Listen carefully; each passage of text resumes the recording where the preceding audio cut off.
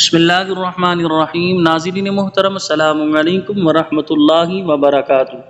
ناظرین محترم، اس ویڈیو میں ہم یزید پلید کا آپ کے سامنے مختصر ذکر کریں گے۔ یاد رکھیں یزید کے بارے میں لوگ مختلف گفتگو کرتے ہیں، کوئی کافر کہتا ہے، کوئی فاسق کہتا ہے۔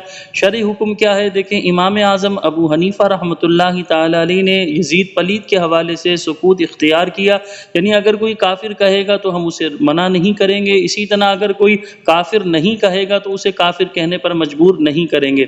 یاد رکھیں یزید کے بارے میں شرعی حکم یہ ہے کہ یہ فاسق تھا، بدکار تھا، بدبخت تھا۔ اس نے نواسہ رسول کو جو ہے شہید کیا کربلا میں بے دردی سے، لیکن اس کے کافر ہونے کے حوالے سے امام اعظم ابو حنیفہ رحمۃ اللہ تعالی علیہ نے سکوت اختیار کیا۔ یہ شرعی حکم ہم نے آپ حضرات کے سامنے بیان کر دیا۔ یزید پلید کے حوالے سے سماعت فرمائیں۔ یزید بن معاویہ ابو خالد اموی وہ بدنصیب شخص ہے جس کی پیشانی پر اہل بیت کرام علیہم الرضوان کے بے گناہ قتل کا سیاہ داغ ہے، اور جس پر ہر قرن یعنی ہر زمانے میں دنیائے اسلام ملامت کرتی رہے گی، اور قیامت تک اس کا نام تحقیر کے ساتھ لیا جائے گا۔ یعنی آج دنیا میں دیکھیں امام علی مقام امام حسین رضی اللہ تعالیٰ عنہ سے محبت کرنے والے بے شمار لوگ موجود ہیں، لیکن یزید پلید کا جو ہے ذکر کرنے والے یا یزید سے محبت کرنے والے دنیا میں موجود نہیں ہیں، اور کوئی شخص اپنے بیٹے کا نام بھی یزید رکھنا پسند نہیں کرتا، اور حسین نام رکھنے پر لوگ جو ہے فخر کرتے ہیں کہ اللہ پاک نے نواسہ رسول سے نسبت قائم کی۔ یہ بد باطن جو ہے سیاہ دل ننگے خاندان 25 ہجری میں امیر معاویہ کے گھر جو ہے میسون بنت بہدل کلبیہ کے پیٹ سے پیدا ہوا۔ نہایت موٹا، بدنما، فاسق، فاجر، شرابی، بدکار، ظالم، بے ادب اور یہ گستاخ تھا۔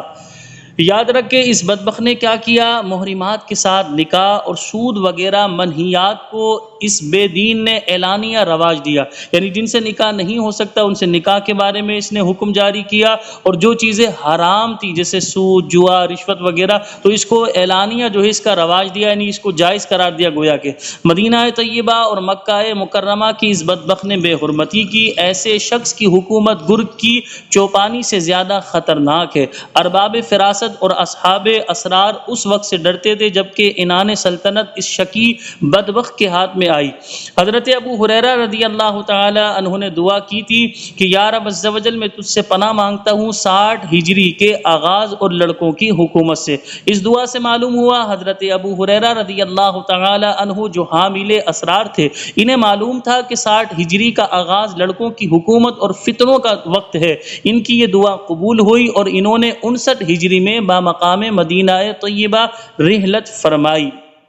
یاد رکھیں نبی کریم صلی اللہ علیہ وسلم نے ارشاد فرمایا کہ میری سنت کا پہلا بدلنے والا بنی امیہ کا ایک شخص ہوگا جس کا نام یزید ہوگا۔ حضرت ابو عبیدہ رضی اللہ تعالیٰ عنہ سے روایت ہے، نبی کریم صلی اللہ علیہ وسلم نے فرمایا کہ میری امت میں عدل و انصاف قائم رہے گا، یہاں تک کہ پہلا رخنا انداز و بانی ستم بنی امیہ کا ایک شخص ہوگا جس کا نام یزید ہوگا۔ یہ حدیث اگرچہ ضعیف ہے۔ امیر معاویہ رضی اللہ تعالیٰ عنہ نے رجب 60 ہجری میں بامقام دمشق لقوہ میں مبتلا ہو کر وفات پائی۔ آپ کے پاس حضور سید عالم صلی اللہ علیہ وسلم کے تبرکات میں سے ازار شریف، ردائے اقدس، قمیض مبارک، منہ شریف اور اسی طرح تراشائے ناخن ہمایوں تھے۔ آپ نے وصیت کی تھی کہ مجھے حضور صلی اللہ علیہ وسلم کی ازار شریف میں جو ہے اسی طرح ردائے مبارک و قمیص اقدس میں کفن دیا جائے، اور میرے ان اعضاء پر جن سے سجدہ کیا جاتا ہے حضور صلی اللہ علیہ وسلم کے منہ مبارک اور تراشائے ناخن اقدس رکھ دیے جائیں، اور مجھے ارحم الراحمین کے رحم پر چھوڑ دیا جائے۔ کور باطن یزید نے دیکھا کہ اس کے بعد امیر معاویہ نے حضور اقدس صلی اللہ علیہ وسلم کے تبرکات اور بدن اقدس سے چھو جانے والے کپڑے کو جان سے زیادہ عزیز رکھا تھا، اور دم آخر تمام زر و مال، ثروت و حکومت سب سے زیادہ وہی چیز پیاری تھی، اور اسی کو ساتھ لے جانے کی تمنا حضرت امیر معاویہ رضی اللہ تعالی عنہ کے دل میں تھی۔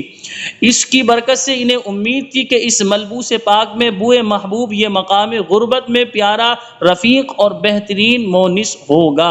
حضرت امیر معاویہ رضی اللہ تعالیٰ عنہ تو صحابی رسول ہیں، لہٰذا یہ تو نواسہ رسول حسنین کریمین سے بے حد محبت کرتے تھے، لیکن یزید پلید کے نصیب میں جو ہے یہ جو ہے یزید پلید کے نصیب میں جو ہے اس طرح کرنا، یہ گناہ کرنا اس کے مقدر میں لکھا ہوا تھا، یہ بدبخت تھا، پلید تھا، تو اسے فاسق و فاجر کہا جائے گا۔ لیکن کافر ہونے کے بارے میں نے آپ کو بتا دیا، امام اعظم نے سکوت اختیار فرمایا۔ یہاں یہ بھی یاد رکھیے گا، دیکھیں یزید پلید کی بغض و عناد میں امیر معاویہ رضی اللہ تعالیٰ عنہ جو صحابی رسول ہیں، ان کے لیے خراب جملہ استعمال کر کے اپنے نامہ اعمال کو خراب نہ کیجیے گا۔ دیکھیں حضرت آدم علیہ السلام کے دو بیٹے قابیل نے حابیل کو قتل کیا، اب قابیل قاتل ہے، روئے زمین پر جب تک قتل کیا جاتا رہے گا قابیل کے نامہ اعمال میں بھی گناہ لکھا جائے گا، تو اس میں آدم علیہ السلام کا کیا قصور؟ نوح علیہ السلام کا بیٹا کافر تھا، تو لہذا نوح علیہ السلام کا کیا قصور؟ تو لہذا بتانا مقصود یہ ہے کہ اگر باپ نے اپنے بیٹے کی صحیح تربیت کرنے کی کوشش کی لیکن بیٹا نیک نہ بن سکا، تو لہذا